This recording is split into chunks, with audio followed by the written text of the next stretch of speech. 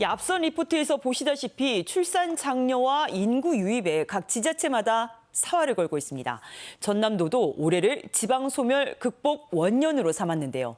인구 문제에 대해 종합적으로 대응하기 위해 전남도가 새로운 조직을 마련했습니다. 인구청년 이민국인데요. 이 김명신 인구청년 이민국장 모셨습니다. 관련 얘기 나누겠습니다.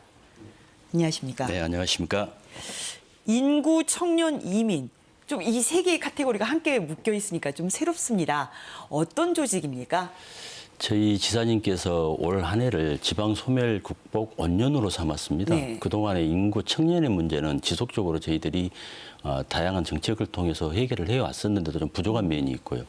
다만 지금은 우리 전남에 외국인 근로자가 많이 들어와 있거든요. 네. 근데 그분들에 대한 대책이 아주 소홀합니다. 그래서 이민의 정책도 이제는 필수다. 그래서 저희들이 올 한 해 인구 청년 이민을 한번 좀 저희들이 선도적으로 한번 정부 정책을 이끌어가 보자. 그런 뜻에서 인구청년 이민국을 이번에 발족을 하게 됐고요.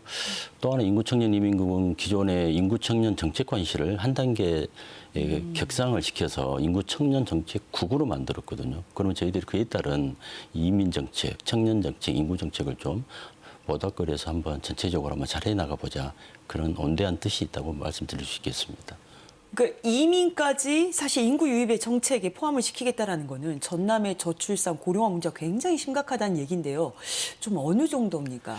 저희 전남의 청년들이 수도권으로 유출되는 인구의 80%가 청년들이 이전을 하고 있습니다. 저희들이 합계 출산율이 우리 전남이 0.98입니다. 네. 다시도에 비해서 상당히 높은 편이거든요. 근데 청년 인구는 전국의 최하위를 차지하고 있고요.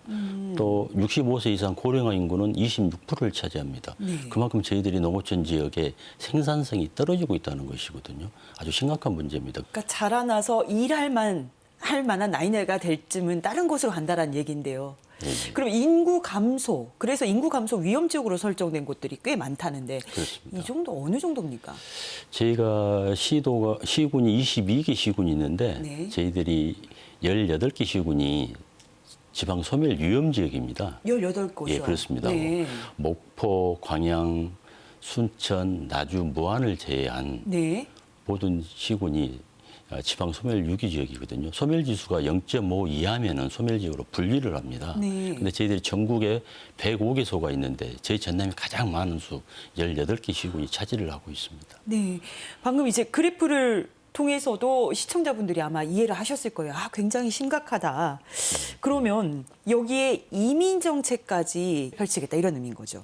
그렇습니다. 지금 현재 지사님께서도 저희가 외국인 노동자를 네. 저희 사회 구성으로 좀 보지 않고 있는 게 큰 문제점이거든요. 네. 우리 사회 하나의 구성으로 봐야 되는데 그렇지 못한 실정입니다.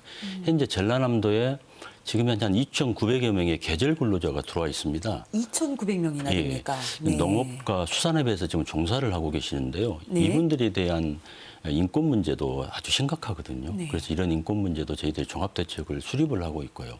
또 전남형 저출산, 그다음에 전남형 이민청을 설립을 통해서 저희들이 이민 정책을 좀 완벽하게 한번 마련해서 정부의 선도적인 역할을 하고자 하는 그런 뜻이 좀 있습니다. 그 대책을 마련을 해서 안전한 지대라는 그 우리 전남도가 그래서 이민 외국인 노동자를 받아들이는 데 있어서 좀 더 수월할 수도 있지 않겠냐. 그런 정책을 앞으로도 펼쳐나가도록 그렇게 하겠습니다. 굉장히 인상 깊습니다. 외국인 노동자분들이 일하기 안전한 지대를 만들겠다. 그렇다면 이 신설된 조직인 만큼 파격적인 역할이 기대가 됩니다. 어떻습니까? 지역에서 특별히 준비하고 있는 다른 정책도 있으십니까? 저희들이 보면은 인구청년 이민국을 만들었던 것이 가장 중요한 것은 저출산 위기 극복이거든요. 네. 저출산을 어떻게 극복하시냐 할 수 있느냐 문제인데요. 저희들이 지금 현재 애를 낳고 싶어도 낳지 못하는 그런 난임 부부들이 좀 많아요. 그런 부부들에 대해서 우리가 지원 정책을 강화를 하고 네.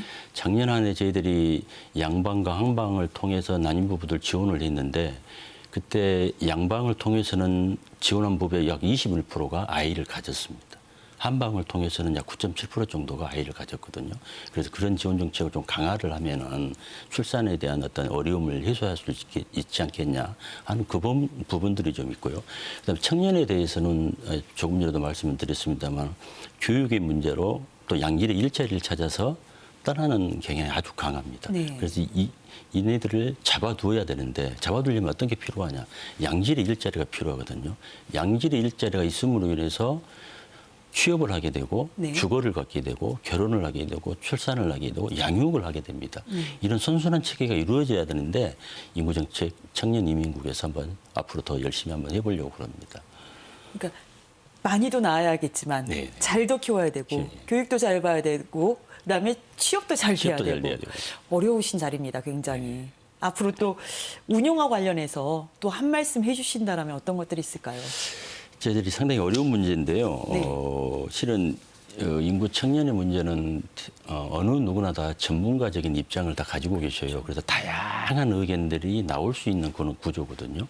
그래서 저희들이 많은 이야기를 듣고 정책을 수립을 하겠습니다만은 이런 정책에 있어서 좋은 의견들 항상 저희들이 열려 있습니다. 그래서 네. 저희 인구 청년 이민국에 소통할 수 있는 그런 기회도 좀 많이 주셨으면 좋겠고요.